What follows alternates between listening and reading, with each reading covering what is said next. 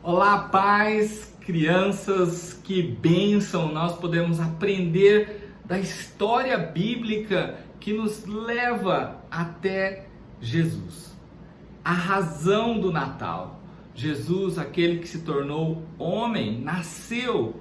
E é isso que nós celebramos, não é mesmo? Nós temos visto isso e a gente tem visto como que a história dos episódios bíblicos, os fatos reais da história, tem uma razão e um propósito.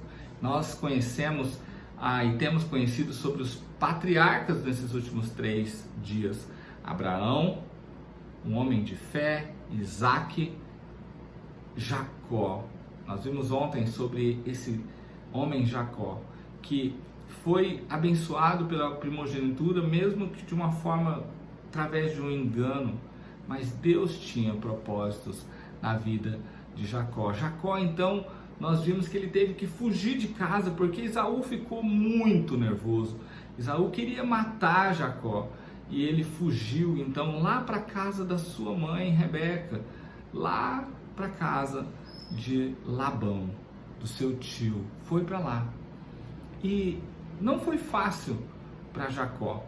Jacó, ele teve que aprender essa lição da honestidade e ele acabou sendo enganado também ali, principalmente em relação ao seu casamento.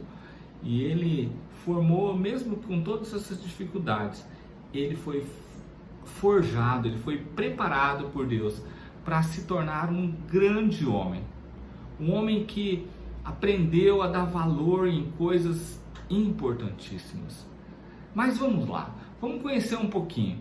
Jacó, chegando nessa terra, ele se encantou por uma mulher chamada Raquel. E ele então descobriu que ela era filha de Labão. E ele então propôs um acordo de trabalhar 7 anos para se casar com Raquel.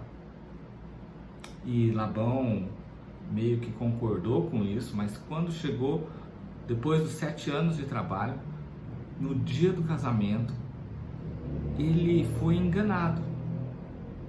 Lembra?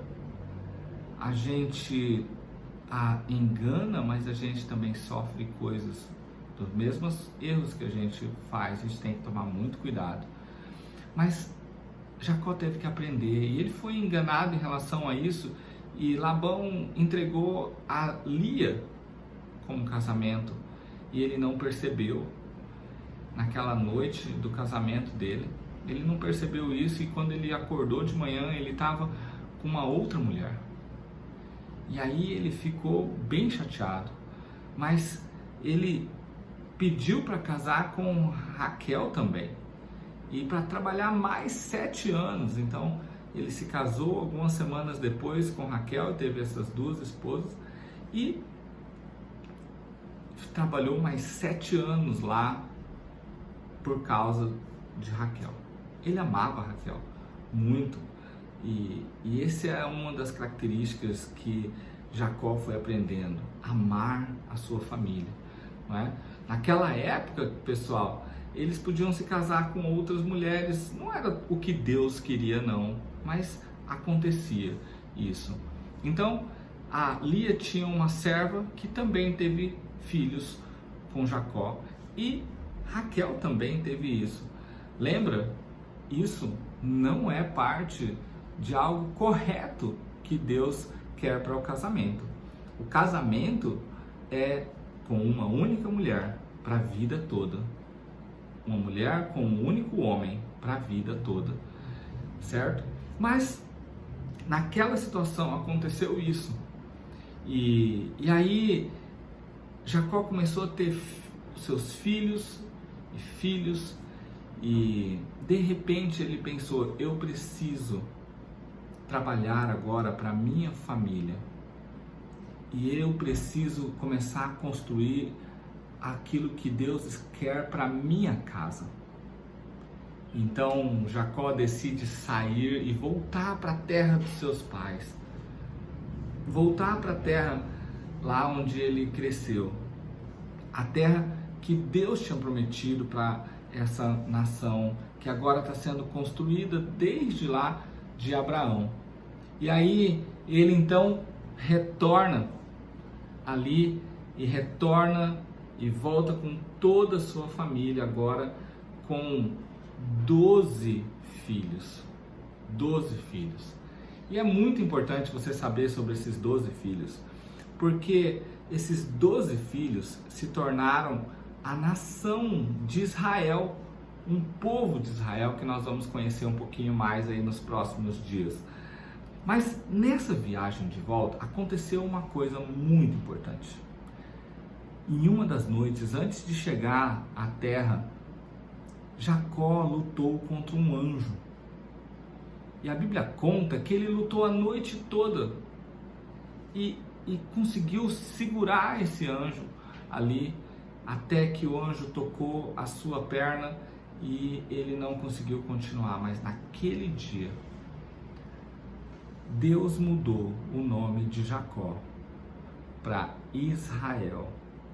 Para Israel. O nome da nação que Deus queria. Agora Deus estava pensando na construção dessa nação, que iria, através da nação, abençoar o mundo todo. E aí Jacó, então, o terceiro patriarca, ele é o pai da nação de Israel. Ele foi trocado o nome dele para Israel. E ele tem então seus 12 filhos, que se tornam as 12 tribos de Israel. Então, dentre essas tribos, tinha um filho que se chamava Judá. Grava esse nome, Judá. Judá foi o filho que Deus escolheu para que Jesus nascesse daquela linhagem de Judá. E aí então da tribo de Judá viria o Filho de Deus, o nosso Salvador, da tribo de Judá. Então, dessa família ali de Jacó, do filho Judá, viria então aquele que é prometido, viria o nosso Salvador, Jesus Cristo.